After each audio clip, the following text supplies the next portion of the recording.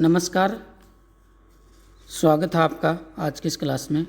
मैं डॉक्टर श्रवण सैनी, सहायक आचार्य, राजकीय महाविद्यालय नवलगढ़। आज की क्लास में अपन पढ़ेंगे अमेरिका का राष्ट्रपति और राष्ट्रपति से जुड़ी हुई सभी प्रावधानों का आज की इस क्लास में अपन अध्ययन वो करेंगे। तो अमेरिका का राष्ट्रपति दुनिया का सर्वाधिक शक्तिशाली और महत्वपूर्ण व्यक्ति होता है। दुनिया में एकमात्र महाशक्ति अमेरिका है और संपूर्ण विश्व व्यवस्था में अमेरिका की निर्णायक भूमिका होती है और अमेरिका में सर्वाधिक शक्तिशाली व्यक्ति उसका राष्ट्रपति होता है। इसलिए अमेरिकी राष्ट्रपति को दुनिया का सर्वाधिक शक्तिशाली व्यक्ति माना जाता है। जैसा कि ओग और जिंक ने कहा है कि यूरोप के कुछ तानाशाहों को छोड़कर अमेरिका का राष्ट्रपति सबसे शक्तिशाली शासक होता है।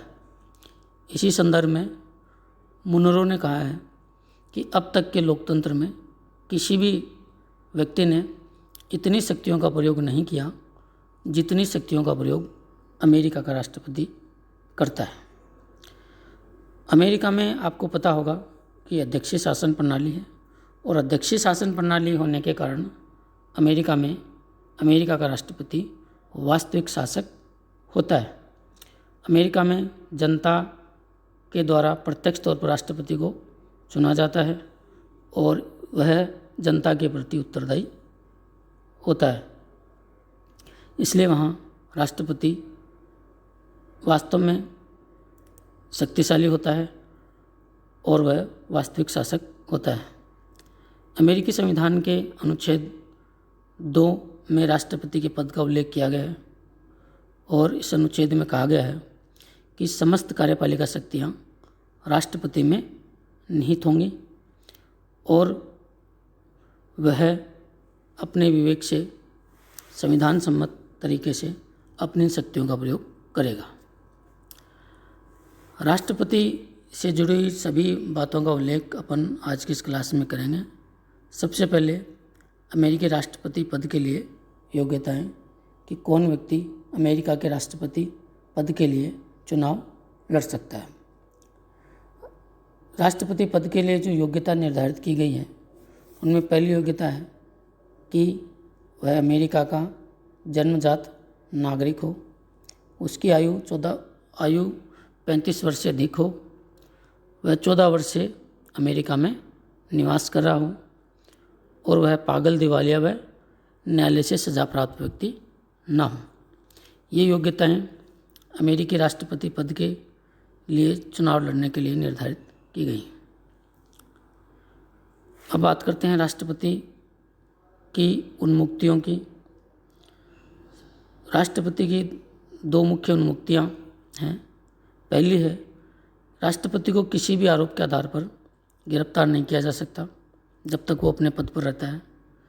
और दूसरी उन्मुक्ति है कि राष्ट्रपति को अमेरिका के किसी भी न्यायालय में गवाही देने के लिए बाध्य नहीं किया जा सकता। यद्यपि राष्ट्रपति स्वेच्छा से गवाही देना चाहिए तो दे सकता है, लेकिन उसके लिए बाध्य नहीं किया जा सकता। अब बात करते हैं अमेरिका में राष्ट्रपति के कार्यकाल की।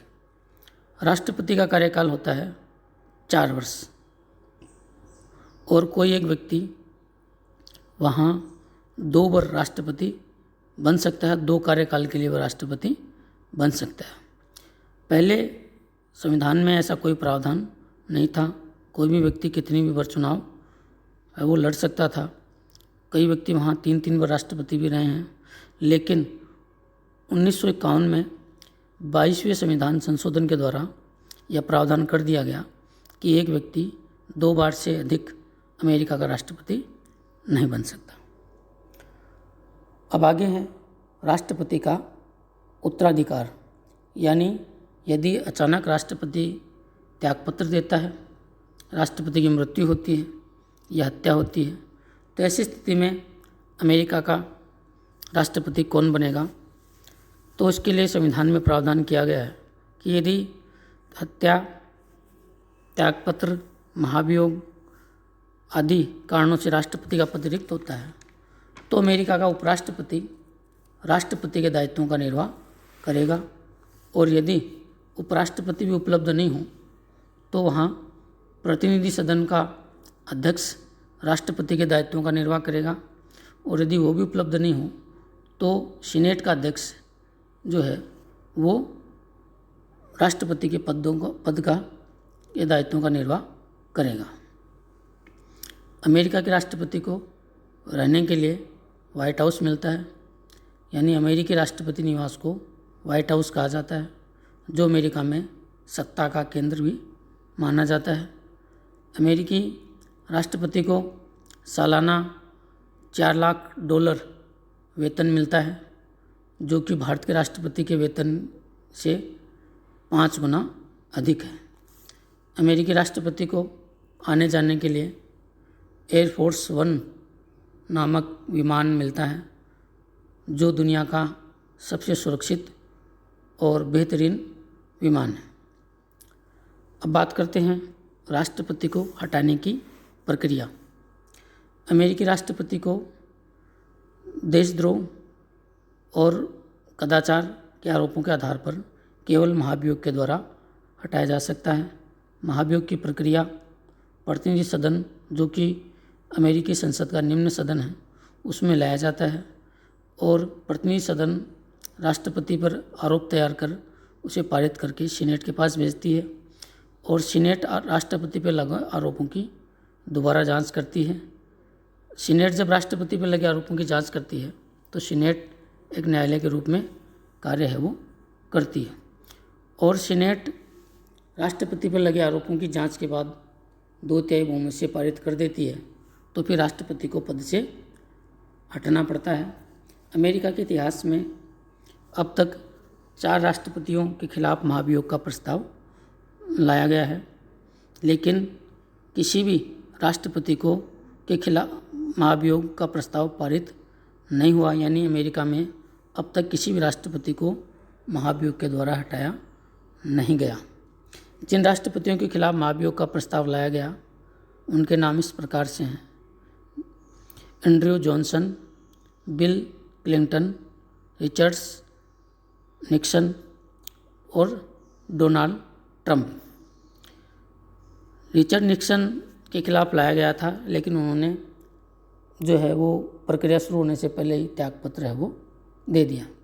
तो उस दृष्टि से ये माना जाता है कि 3 ही राष्ट्रपतियों के खिलाफ महाभियोग की कार्रवाई है वो चलाई गई, लेकिन ये प्रक्रिया पूर्ण नहीं हुई, यानी कोई भी राष्ट्रपति महाभियोग के द्वारा अमेरिका में आज तक नहीं हटा। अब राष्ट्रपति पद से जुड़ी हुई महत्वपूर्ण बात वो है राष्ट्रपति का निर्वाचन, कि अमेरिका में राष्ट्रपति के निर्वाचन की प्रक्रिया क्या है। अमेरिकी संविधान निर्माता चाहते थे कि राष्ट्रपति का जो चुनाव है वो बिना किसी शोर शराबे और हंगामे के शांत वातावरण में हो। इसलिए अमेरिकी संविधान निर्माताओं ने राष्ट्रपति के निर्वाचन के लिए अमेरिकी संविधान में अप्रत्यक्ष चुनाव प्रणाली का प्रावधान किया है, अर्थात अमेरिका में राष्ट्रपति का निर्वाचन है वो अप्रत्यक्ष प्रणाली के द्वारा होता है। इसका अर्थ यह है कि जनता सीधे राष्ट्रपति के लिए वोट नहीं डालती। अमेरिका में पहले एक निर्वाचक मंडल का चुनाव किया जाता है, जिसे अमेरिका में इलेक्टोरल कॉलेज के नाम से जाना जाता है। तो अमेरिका की जनता पहले इलेक्टोरल कॉलेज चुनती है, और वो इलेक्टोरल कॉलेज यानी निर्वाचक मंडल राष्ट्रपति का निर्वाचन है वो करता है। अब अपन कई चरणों में अमेरिकी राष्ट्रपति की प्रक्रिया कई चरणों से गुजरती है, तो अलग अलग चरणों का अपन अब यहाँ अध्ययन है वो करेंगे। अमेरिकी राष्ट्रपति का कार्यकाल 4 साल का होता है। किसी भी राष्ट्रपति का जो अंतिम वर्ष होता है, यानी जिस वर्ष चुनाव होना होता है, उस वर्ष को अमेरिका में चुनाव वर्ष के नाम से जाना जाता है, और चुनावी वर्ष के प्रारंभ में ही अमेरिका में चुनावी गतिविधियां प्रारंभ है वो हो जाती है। राष्ट्रपति के चुनाव का जो पहला चरण होता है उसमें सभी जो राजनीतिक दल हैं वो अपने प्रत्याशियों का मनोनयन है वो करते हैं, अमेरिका में मोटे तौर पर दो बड़े दल हैं और दोनों दलों के चुनावी वर्ष के जुलाई और अगस्त माह में राष्ट्रीय सम्मेलन बुलाए जाते हैं और राष्ट्रीय सम्मेलन में दलों के सभी पदाधिकारी कार्यकर्ता इकट्ठे होते हैं और वो लोकतांत्रिक तरीके से अपने दल के राष्ट्रपति पद के लिए उम्मीदवार का चयन है वो करते हैं। और इन्हीं सम्मेलन में जो ये राजनीतिक दल हैं वो अपने दल के राष्ट्रपति पद के उम्मीदवार का चयन भी करते हैं और उपराष्ट्रपति पद के उम्मीदवार का चयन भी है वो करते हैं। तो इस प्रकार अमेरिका में प्रत्याशियों का चयन है वो प्रथम चरण में राजनीतिक दलों के कार्यकर्ताओं के द्वारा लोकतांत्रिक तरीके से किया जाता है। प्रत्याशी जब जनता के सामने आ जाते हैं दलों के, उसके बाद उनके पक्ष में सभी दल है वो अपना प्रचार अभियान चलाते हैं। सभी दल प्रचार अभियान चलाने के लिए एक राष्ट्रीय समिति का गठन करते हैं और इस समिति के निर्देशन में तीव्र प्रचार अभियान चलाया जाता है, जिसमें print media, social media, electronic media, सभाएं, सार्वजनिक बहस, सभी साधनों का प्रयोग है वो किया जाता है। अमेरिका में चुनाव पूरी तरह से लोकतांत्रिक तरीके से होते हैं और इस लोकतांत्रिक चुनाव की एक महत्वपूर्ण विशेषता होती है प्रेसिडेंशियल डिबेट। इस डिबेट में जो उम्मीदवार होते हैं उनकी ओपन डिबेट होती है। राष्ट्रीय मुद्दों पर, प्रश्नों पर उनसे प्रश्न पूछे जाते हैं और दोनों का विभिन्न मुद्दों पर व्यू है वो जाना जाता है, उनके विचार जाने जाते हैं और इस डिबेट का लाइव प्रसारण देश भर में होता है और इस डिबेट को देखकर देश की जनता जो है वो अपने भावी राष्ट्रपति का चुनाव है वो करती है, अपने मत का निर्माण है वो करती है। इसके बाद जो चुनावी वर्ष होता है, चुनावी वर्ष के नवंबर माह में इलेक्टोरल कॉलेज यानी निर्वाचक मंडल का चुनाव होता है। नवंबर माह के प्रथम सप्ताह में निर्वाचक मंडल का चुनाव होता है और अमेरिका की जनता कुल 538 निर्वाचक चुनती हैं और निर्वाचकों का जो चुनाव है वो सूची प्रणाली के द्वारा होता है। जब निर्वाचकों का चयन हो जाता है तो सभी निर्वाचक अपने राज्यों की राजधानी में इकट्ठे होते हैं और अपने दल के उम्मीदवार को वोट देते हैं। इन निर्वाचक मंडल के मतों को सीनेट के अध्यक्ष के पास भेजा जाता है और सीनेट का अध्यक्ष एक निश्चित तिथि को इन मतों की गणना संसद के दोनों सदनों की संयुक्त बैठक में करता है और गणना में के बाद जिस भी उम्मीदवार को 270 निर्वाचकों के मत प्राप्त हो जाते हैं उसे ही अमेरिका का राष्ट्रपति निर्वाचित घोषित कर दिया जाता है। और यदि किसी उम्मीदवार को 270 मत नहीं मिलते हैं या अनिर्णय की स्थिति होती है तो ऐसी स्थिति में अमेरिकी संसद का निम्न सदन यानी प्रतिनिधि सभा अधिकतम मत पाने वाले 2 उम्मीदवारों में से किसी एक को राष्ट्रपति चुनती है। इस प्रकार जो भी नवनिर्वाचित राष्ट्रपति होता है उसको अमेरिका का सर्वोच्च न्यायालय का मुख्य न्यायाधीश 20 जनवरी को शपथ दिलाता है और उसी दिन से उस राष्ट्रपति का कार्यकाल प्रारंभ है वो होता है। अब बात करते हैं राष्ट्रपति की शक्तियों की।